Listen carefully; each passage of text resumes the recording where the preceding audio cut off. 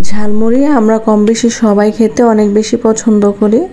আগে স্কুলে ছোটোবেলায় গেটের সামনে ঝালমুড়ি মামাদের কাছ থেকে ঝালমুড়ি কিনে খেতে অনেক বেশি পছন্দ করতাম। তো সেরকমই একজন মামার কাছ থেকে সিক্রেট একটা মশলা রেসিপি আপনাদের সাথে শেয়ার করব। আপনারাও যদি এই রেসিপিটি ফলো করে মশলাটা বানান, আপনাদের মশলাটাও একদম পারফেক্ট হবে।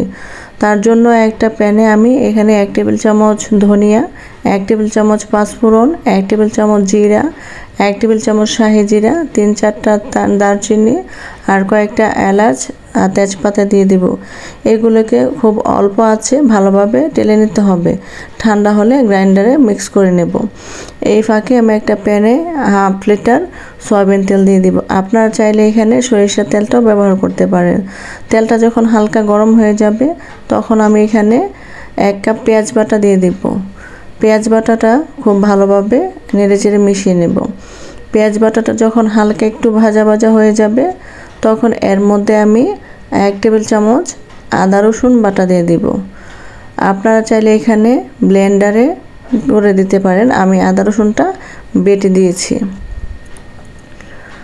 তো আদা রসুনের কাঁচা গন্ধটা যাওয়া পর্যন্ত আমি অনবরত এটা নাড়তে থাকবো। এটা যখন কাঁচা গন্ধটা চলে যাবে তখন আমি শুকনো মশলাটা ইউজ করব।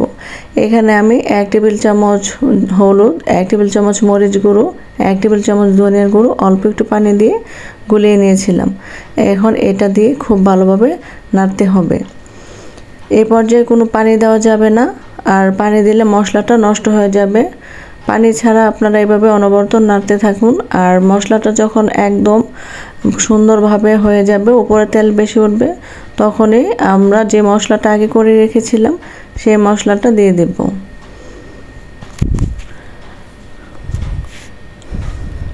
এই তো আস্তে আস্তে তেল ওঠা শুরু হয়ে গেছে, উপরে তেল বেশি উঠছে। এখন আমি সেই গুঁড়া মশলাটা দিয়ে দিব, যে মশলাটা প্রথমে বানিয়ে রেখেছিলাম।